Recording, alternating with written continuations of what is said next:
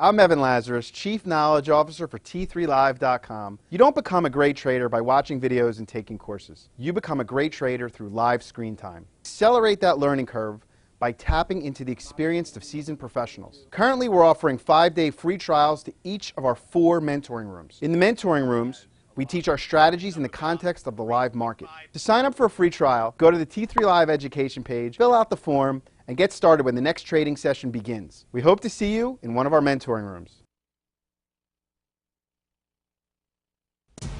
World markets are a bit mixed as we await Ben Bernanke's congressional testimony.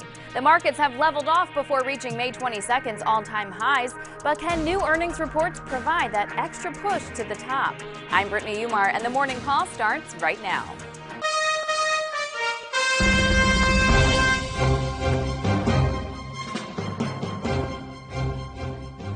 Good morning. My name is Scott Redler, Chief Strategic Officer at T3Live.com. And I'm Brittany Umar, and together we bring you Morning Call. So world markets are mixed today ahead of Ben Bernanke's congressional testimony, and investors will be looking for more clues on the direction of monetary stimulus. So the big question is, what kind of Ben Bernanke we get today? Yes. Last time the market sold off on him when he started talking about how the economy is getting better, which is supposed to be good news, but that means that they withdraw some stimulus. He talked about the pace of purchase probably, diminishing, or at least going from 80 to 50, and that was for, a September/November. And then, last Wednesday, he came out and said, okay, we're going to stay the course. And really look closely to the economic numbers, inflation, make sure that the jobless rate gets down to their mandate. But anyway, all in all, I don't think he's going to do anything too crazy to shake up what he just did, because people were kind of calling him a flip-flopper, and a lot of people actually when he spoke the last time, got a little blindsided with rates, with the TBT, with bonds. So I think it's just going to be status quo. So it's really going to be the stock action and how markets continue to react to earnings. Right. And before we get into some of that, why don't you just give us a visual of the levels that you'll be watching today? Yes. If you look at the S&P, for the first time yesterday, we actually broke below a prior low. But it's a small-bodied candle, especially considering the type of move we've had since the lows. If you remember when, you had your May 22nd outside day, this was the time when, when Ben Bernanke said, they're going to reduce the pace of purchase, and we broke out and failed, which led to a nice correction of about 6% to the 100-day. We didn't get to the 200-day. Reclaimed it. We talked about buyable areas for a bounce. Here was a nice buyable area. Then we digested higher. Then we took back the 50-day, another buyable area. And since then, up 6-7 days, all the way back to the intraday high. So right now we're stalling in front of it. So I think the question is, do we hold this upper level? If we do so, this should get taken out very quickly. If we were to close below yesterday's low of 1671, you then have the 21-day, and then all of a sudden, if this doesn't hold, then just the speed changes, and then at some point, we could retest, this area. So as of right now, I think we're just trying to figure out how committed do we have to be to this move during the summer, and we should get some more clarity with that, this week. So here are your levels. Well, so you mentioned the TBT, which often moves when Bernanke speaks. And if the street thinks the Fed is a step closer to tapering, rates could spike. So how does this play into your thesis of going long the TBT? Well, it depends on your time frame. We've talked about putting the TBT in the drawer. 6 to 12 months or 18 months, rates will be higher, it'll be good, and so far that's been working out. If you're an active trader, look at the chart here. I'm going to be looking at it this morning when Big Ben speaks. You've had your move off the lows, you had a nice break above 69.5, which gave you a move to almost 76, 77. This was the last time I bought it in my active account, gapped up, and then I got stopped out right here. I said I'm not going to be in for the noise. The noise happens a lot here. Noise.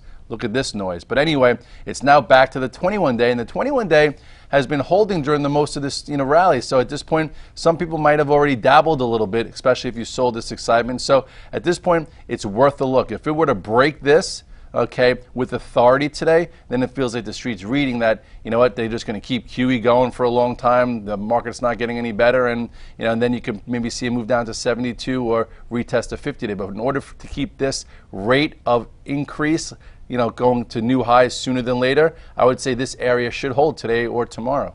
Well, if we go on the inverse of that, the gold has been grinding higher for the past 2 weeks or so. And yesterday, the GLD broke and closed above its 21-day moving average for the first time since early June. So likely to continue? I think that the first part of the snapback happened, and now we're trying to figure out, is there another trade there?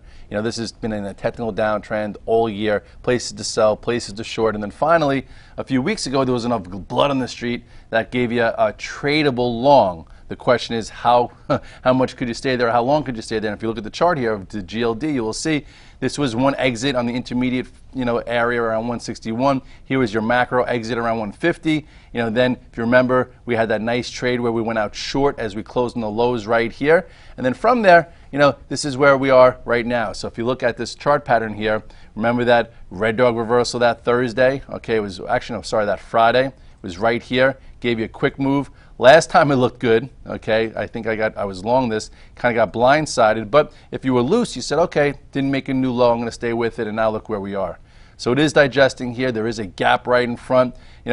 So today's going to be important. If they think that the Fed's going to stay the course, QE, no tapering, you could see him move into this gap and get another trade there. If it looks as if taper talk's going to happen, and September we go from 80 billion to 50 billion, this might sell off. So be careful there with gold. But there was some clues that gold could continue with a different group. Right. The GDX, the gold miners ETF, actually outperformed gold yesterday with 5.6% of gains. So potentially could this be where the action is today?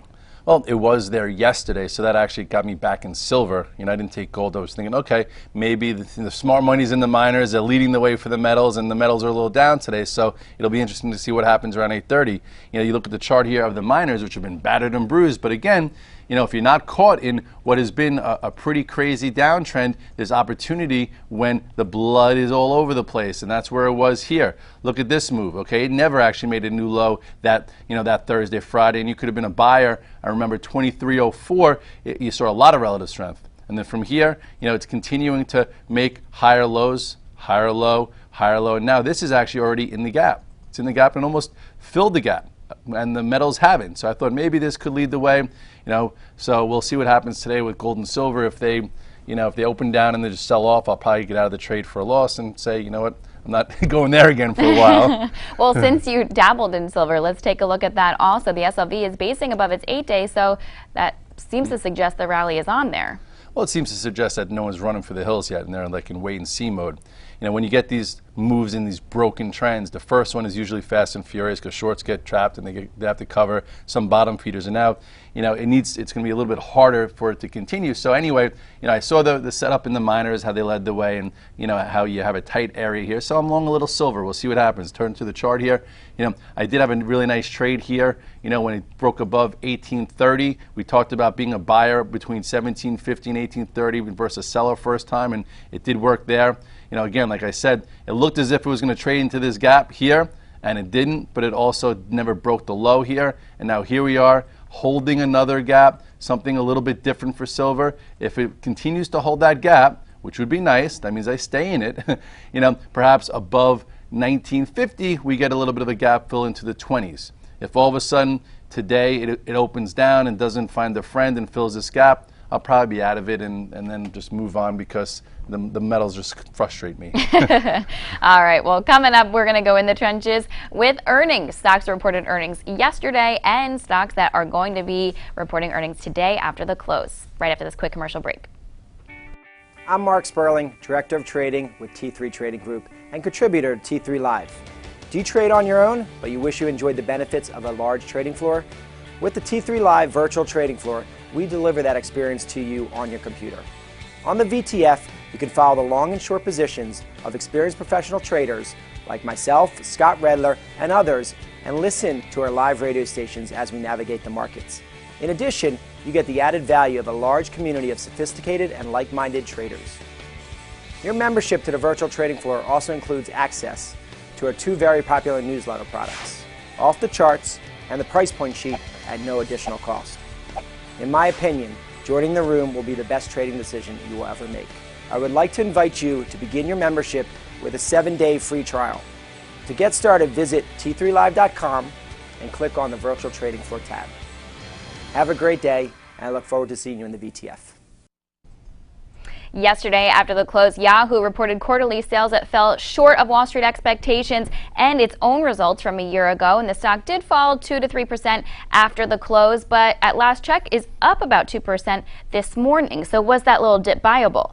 Well, a lot of people came out and said buy any weakness in YHOO, and to me, going into the report, I felt like it was priced for perfection. I talked about this as my 2013 thesis to be long. It's already exceeded expectations, and right around here on the chart is when you want to get a core position. Look at the size of this base, and the reason why we liked it is a few quarters ago we said if we break and close above 16, it can continue and be a nice mover. And look at the move that it's already had. Wow, all the way up to the 2013 highs. It's been quite a move. So with that said, I wouldn't say the report was negative. It was just kind of mixed. And it wasn't so blockbuster, but it was okay. And I guess when you have institutions in there and they're glass half full, that's the way it is. So anyway, it is opening above 27.47 right now. If it were to stay above here, maybe it extends and squeezes some shorts and continues. But to me, I wouldn't be, chasing it or shorting it. But if you're still long from, the thesis and you stayed the course and you've been buying the dip here, congratulations. It's been quite a move. Congratulations, Marissa.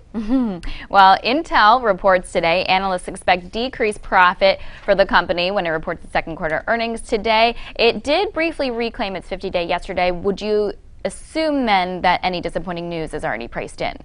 I wouldn't say any disappointing news, but if you see a headline come out where it's in line and has a positive tone, it could probably rally it. This isn't priced for perfection. You look at Intel here, you look at the chart, it's not near the highs, it's not near this area, it's right in the middle of the range. So if they were to miss, it could open up lower, okay, but I wouldn't be just leaning on it. I think that the street's looking for quality names to buy, and Intel has been somewhat of a chosen one ever since getting above 22. It's just a little lackluster right now. So if they're in line, positive tone, could see a positive reaction. If they beat and guide in line or a little bit above, we could be back at these highs right away. But again, a miss, just go in there knowing your levels, and I wouldn't overtrade Intel, after the report. Here's your big support, here's your big resistance. It's pretty much smack in the middle of the range. So, if you want to trade it after hours, be my guest. If not, I would just leave it on the side. Now, would you approach IBM the same way? IBM is also scheduled to report today. Well, IBM, I think that they're actually almost being priced to miss, because at the lower end of the range, people are worried about their hardware. They're worried about their overseas exposure to Europe and even the public sector. So to me, I'm also a little skeptical on it also, but it still hasn't broken that 188, 190. So if IBM comes out and they beat and guide up, they're going to torch the shorts. So if you're looking to be short this thing, I would just take a put spread just in case that happens. But if you're in the camp that they're going to miss and they're not going to guide up, you look at the chart here and you'll see that, you go to your weekly chart, it does look like it's a little vulnerable, vulnerable. There you go. You have a little bit of a bear flag here at the bottom end of the range, not really participating in this, in this rally so far this year. So if it were to break below this, you could see a move down to here. So I would say if you're bearish on IBM, take a put spread. If you're a big IBM fan, I guess you could be buying into support, but be careful. Maybe you take a call spread. I wouldn't be long or short the stock. I would go with call or put spreads here, depending on how you think. Gun to head, I think lower, but I'm probably not even going to trade it. I'm going to wait till after hours. All right. Well, leading up to SanDisk second quarter earnings today, analysts have become more bullish on expectations. They've improved over the last month from 86 cents per share to the current projections of 88 cents per share. So do you think expectations are getting too high? What do you think here? I don't really know. I just know the stocks acted well. So if they're upping their expectations or their estimates, they better meet it, especially where it's at. You look at SanDisk, look at the chart. It's paid, investors who have stayed the course. It's, participated in the rally. It's just a little bit off the highs. It's hanging out right here. At this point, I think it's a coin flip on which way it goes, but I think there's more money in it playing for a long, for a beat versus a short. But, they got to be good in order to see some continuation there. Well, eBay also reports today. Now, eBay has beaten estimates in all of the last 4 quarters. So if it only meets, per se, will the street take that as disappointing? Well, this one has been a very erratic trader this year. It hasn't had much follow through. It has a big channel. So if you look here at the chart, you will see that, since basically, the start of the year, it's been in this long channel where, you've had times to be long, times to be short, but, if you blinked, you missed some of your profits. So here we are again, back to these highs. It's holding above the moving averages. In order for it to break above this huge channel, it's going to have to beat and guide up. So if it has that in it, be my guess. I think money's betting that it might, because that's where it is. It's not like it's at the bottom of the range like we saw in some others. So I'd like to trade this after hours. If it's positive and I can grab it after hours above 58-ish, that's where I would go with it, because again, it's tagged us many times, so if it gets above and goes, it can go. And if you look at the weekly chart, you've been paid to be an eBay investor. And here we are after a sideways consolidation. Okay, we break above, kind of like what it did here. You could see another move, especially considering that, we're in a very equity-friendly environment. Look at the size of this channel, and when it closed above it, that's what started the move. So the question is, it's got to close above this 58-ish, and typically earnings are a catalyst for that if they come through. All right, time for some quick hits here. Let's talk Apple, which did show relative strength yesterday as it held up well. And now news this morning that it may delay its iPhone 5S has the stock down a little bit. What do you think here? I'm long some Apple. It closed strong yesterday. Every other day there's positive news, negative news, but at some point it typically goes positive. Hopefully this goes positive. And really, if you look at the chart, it's got to get above this 431.5 in order to, act really better. At this point, it's just been a decent trade off the lows. I would say that, I will stay in it, but if all of a sudden it starts, breaking, just say 426, 427, especially with the close, I'll be out of it again, and I'll just scratch my head and say, why did I get back with Apple? Which I scratched my head many times in the last 6 months. It just, when you get that 3-day move, like you saw here, let's go back one more time. It's like it teases you because you can get it from time to time. You saw it right here, nice 3-day move, a little commitment. Here, remember when the commitment was right there. Remember this move? This was a really nice one when it broke back above 420. Okay, it gave you a 3-day move, held, continued. So there are times when it pays you. So it's like one of your ex-girlfriends, where every now and then you get a makeup date. Right.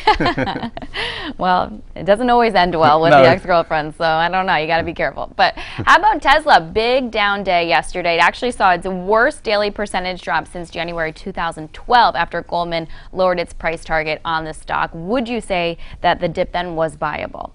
Well, not yet. We tried a little bit yesterday, but you have to be very quick with momentum names, because when momentum leaves and things change, you have to change quickly. And I don't think anyone was really expecting yesterday's movement, but you didn't really have to if you obey technical rules. And if you look at Tesla, you will see that many times you've had somewhat of an outside day or some kind of exhaustion gap after a big move. This was a spot to sell it this time. You could have bought it lower. Then you had another big move where this one wasn't quite as obvious, but it was better to be a seller when it gaps up, trades through the prior high. So after another big move, after added to the NASDAQ 100, why not, after a gap up, traded below the prior day's high, closing the lows, you sell some. And I think most of my community didn't go home long Tesla. They were a little upset that they didn't go home short, because some momentum guys went home short considering how overbought it was. So anyway, yesterday, it did two things different. It traded through the 8-day and it traded through the 21-day. Hasn't traded and closed below the 21-day in quite some time, so that's something different. That means the speed and composure could be changing here. So with that said, I come in flat today. It's dancing around 107.30. Look for some type of red dog reversal opportunity, perhaps. If it, trades through and doesn't find a friend, it could be very compelling if it gets to the 50-day quick. Maybe you get a bounce, but that would just show you the fear and then show you that this stock could be different for a while. So anyway, here's your pivot to trade against. Trade a level versus a level. Don't look to buy, all the way down, because some people who did that yesterday got a gusher versus some paper cuts. But there could be some good opportunity here today. It'll be on my radar. Well, the Tesla weakness actually spilled over into Solar City, another one of Elon Musk's stocks. The stock closed down 8.6%. It broke below the 8-day, but still holding above the 21-day. So what do you think here? It's just funny as a trader how you have to process things, because when Tesla broke, Solar City, it didn't break yet, but you're thinking, okay, the Musk trade, so to speak. Right. And then some of the other solar names that had a big run, like for solar and this and that, started to sell off. So, if you acted early, you could have got out of your stock or even got short. And you look here, you have a pretty big engulfing bar. So, if you just look at the chart and you look at this small little ascending channel here, this was your exit sign, okay? Nice move from below 35 all the way to 45, about 10 points into resistance, because this is where it broke down. So if anything, you take a little profits and then you look for the action. And once it got really weak, when the solar's weakened, when Tesla got followed through to the downside, it made sense to get out of the way. So now same thing here. This is the prior day low of 40.30. Probably opening down a little bit. This is big support. This is, here's the 50-day. See if it holds that. But ultimately, momentum just left, and now it's going to be a little choppier. How about BIDU? Saw a nice gap up at the open yesterday on news of the company's acquisition of 91 Wireless for $1.9 billion. It did see some selling in the afternoon, but it still closed the day up 4%. What's funny is last week, I'm always making the hard money. I never get a free lunch. I started buying it when it was poking its head and it was like very tight. And then this week it just expanded. And some traders who saw it close strong took it into that news, and they didn't even know that there was news coming, except for that BIDU traded well. So here was when I started talking about it, when it cleared this pivot. It wasn't clean, and then finally big breakout through the 200-day. So if you're like, oh, I'm going to buy a stock that reclaims the 200-day, you got paid with that announcement.